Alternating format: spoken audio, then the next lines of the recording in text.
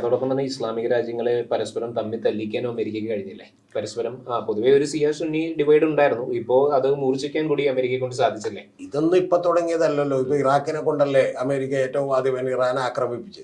അപ്പൊ അതൊക്കെ ഈ ലോകത്ത് നിലവിലുള്ള കാര്യം തന്നെയാണ്. ഇനിയിപ്പോ അമേരിക്ക തമ്മിൽ തല്ലിപ്പിച്ചില്ലെങ്കിൽ ഇവർ തമ്മിൽ തല്ലാറുണ്ട്. കാരണം എന്താ വെച്ചാൽ ഇപ്പൊ ജമാഅത്തെ ഇസ്ലാമിയുടെയും മുസ്ലിം ബ്രദർഹുഡും ഒക്കെ പറഞ്ഞുകൊണ്ടിരിക്കുന്നത് 200 കോടിയിലധികം പറയുന്ന മുസ്ലിം മതവിശ്വാസികളൊന്നും യഥാർത്ഥ വിശ്വാസികളല്ല എന്നാണ്.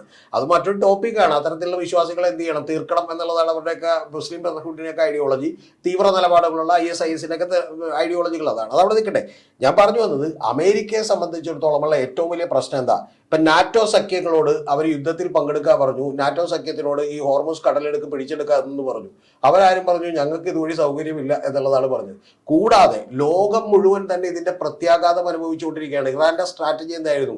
ഇപ്പൊ ഇന്ത്യ അടക്കമുള്ള ആളുകൾ, നിങ്ങളിപ്പോ ഹോട്ടലിൽ പോയി നോക്കിയാൽ നമ്മുടെ ഇവിടെയുള്ള ആളുകൾ യഥാർത്ഥത്തിൽ CPM ഒക്കെ യുദ്ധവിരുദ്ധ മാർച്ചുകളൊക്കെ നടത്തിയപ്പോൾ ഇവിടെയുള്ള ആളുകൾ കളിയാക്കിയതാണ്. അവിടെ യുദ്ധം നടക്കുന്നതിന് നമ്മളെന്താ ഇവിടെ കുഴപ്പമെന്ന് ചോദിച്ചു.